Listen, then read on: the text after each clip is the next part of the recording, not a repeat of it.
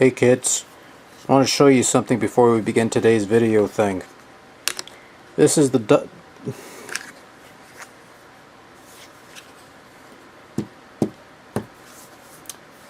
Hey kids, I want to show you something before we begin today's video. Actually, we did anyways. This is the Castlevania double pack, which contains 2 Castlevania games, Castlevania Aria of Sorrow, and today's subject matter, Castlevania Harmony of Dissonance. Both games are brought to you by IGA and the crew that brought you that Symphony of the Night video game that everybody likes for some reason. So by that logic, this has to be better than the Circle of the Moon game that came out before, which I thought was pretty good, so this has to be better, right? Right?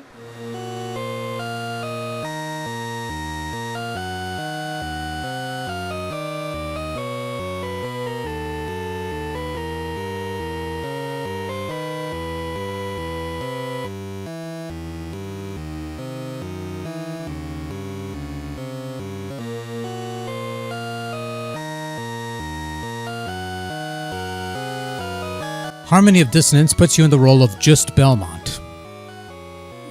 Jus Belmont? Just Belmont? Juice Belmont? Justy Belmont? Justice League Belmont? Can we have a normal name for our hero like Jimmy? Yeah, you know what? Jimmy Belmont. That's what I'll call you from now on. If you don't like it, tough shit. So Jimmy Belmont and his buddy Maxim come across the evil castle to rescue their missing friend Liddy, who has gone missing in this castle that seems familiar because it's the name of the game. So while Max is doing his own thing, you control Jimmy and his annoying blue aura as he ventures through the castle killing monsters for experience, gaining healing items, equipment, and other knickknacks along the way, and of course killing big bosses in an effort to solve the mystery of...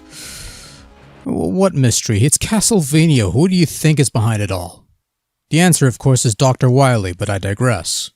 So Harmony is Igarashi's attempt to recreate a symphony-style experience on the Game Boy Advance, not just in terms of the overall gameplay, but also in terms of the content, I suppose. You have a rival of sorts in Max, aka Richter, that you fight a couple times at least. You have a second castle to explore, although this one isn't flipped upside down so it's much more manageable.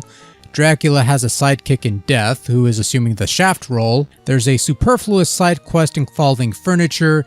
There are multiple endings, with the best ending requiring some gimmick to unlock. And eventually you get to play as Maxim in a separate game mode that has no story and no role-playing elements beyond mild enhancing of your abilities whenever you defeat a boss. And for kicks, let's toss in an unlockable boss rush feature. All the makings of the classic Igavania formula that has its fans. Like the previous game, Harmony has you playing as a whip-todding hero, somewhat quicker and perhaps more versatile than Nathan Graves in Circle of the Moon, but the usual fare. And while that one chain whip is your only weapon in Harmony, you can come across equipable upgrades in the form of various tips that will offer different functions, whether it be inflicting more damage, adding elemental damage, crushing certain bricks, or even bringing back classic moves. Aside from that, you can acquire equipment to improve your stats, items for inventory, and furniture to dress up a room. Yippee. But hey, at least there's a shop for all your armors and accessories and stuff, so thank you very much for that. As is traditional, Harmony has sub-weapons you could find to supplement your whip. Aside from the usual dagger, axe, cross, and holy water, you can also acquire rebound stones, thunder gauntlets, and a book. In place of the previous game's DSS card gimmick, you now have something called Spell Fusion. Scattered throughout the game are 5 spell books that play a part in this Spell Fusion formula, 4 based on the classic elements and 1 with the power of summons. And using any of these books in conjunction with whatever sub-weapon is in your possession will result in further offensive and even defensive abilities at your disposal at the cost of some magic. And while it might not have the variety and versatility of the DSS system of the previous game, the spellbooks in Harmony are much more straightforward to use, with some even being callbacks to other Konami games. Look, honestly, the best thing I could say about Harmony is that they tried, and they missed a mark considerably. For what it's worth, it plays fun with its simplified controls, your A button jumps, your B button attacks, and both triggers are reserved for dashing left or right, which gives Jimmy some speed boosts at his disposal if he even remembers that they exist. His jumps are somewhat on the floaty side of things and is not always a good thing.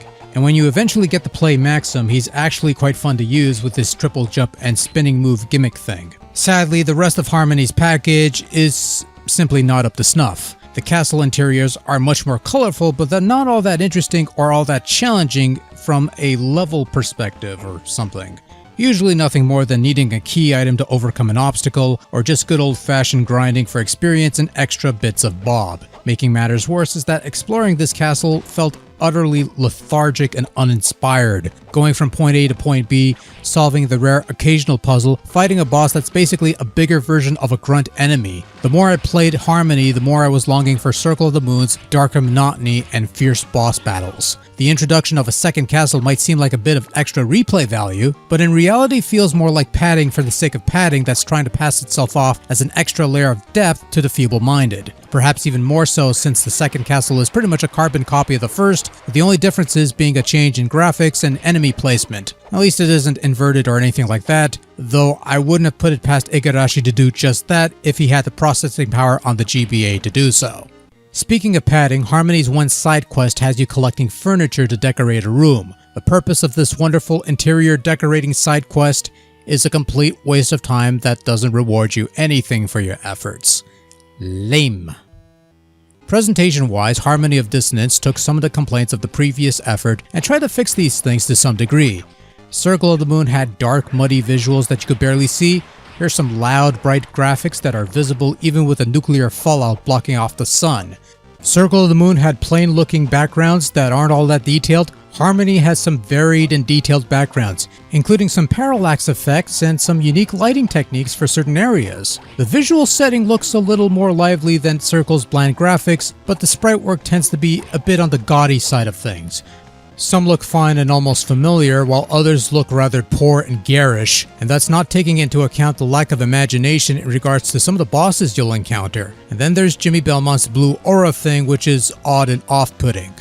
And even Maxim has his own red aura thing that's also pretty bad looking. Sound fares no better, and look, there is no way I'm going to sugarcoat this. The music here sounds pretty low-tech. While there are some really good tunes that really stick with you, they're somewhat betrayed by the poor instrumentation that's no better than something you get out of a Famicom game with VRC6. It's funny because Circle of the Moon, despite being mostly remixed tunes with an inkling of new ones, sounds really good for an early GBA title. And yet this new crew couldn't quite make it sound right, which I can attribute to lack of familiarity with the hardware. The next game, Aria of Sorrow, would have better sounding music. In fact, there's only one tune in the entire game whose composition sounds really good, and it plays at the end of the game. Sound effects, they're okay, I guess. There's brief little voice bites for certain moves. Bah, whatever.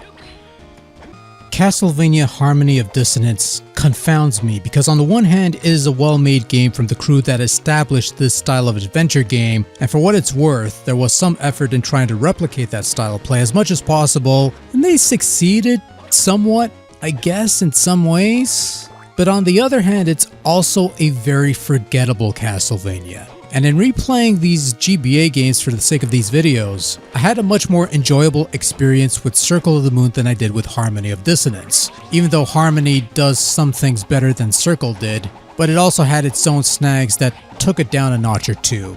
And given the way it's presented, the gaudy graphics, the NES level chiptunes, the less than inspired exploration and enemy designs, the sense of being an inferior version of a far better game, there are times when Harmony feels like a game that was just thrown out there for the sake of having product on the market. And I think maybe that's being unfair because I don't think Igarashi was the type of person who didn't care about the product he was putting out, because if he were, I'd imagine this game turning out much worse than it did. Ultimately, the way I see it in retrospect is that Harmony was Iga's crew learning the proverbial GBA ropes so that their follow-up title would be way better, and spoiler, they certainly accomplished that. Harmony of Dissonance isn't necessarily a bad game, and even if it were, it's still miles above the depths of the Castlevania dreck that had come before or since. It's just not a particularly interesting game unless one really wants to play the hidden boss rush mode with an 8-bit Simon Belmont sprite, in which case have at it. It's definitely one of the weaker Igavania titles, still worth checking out if you could find it for cheap, or if you find the double pack that comes with Aria of Sorrow, which, yeah, we'll look at that one next, because of course we are.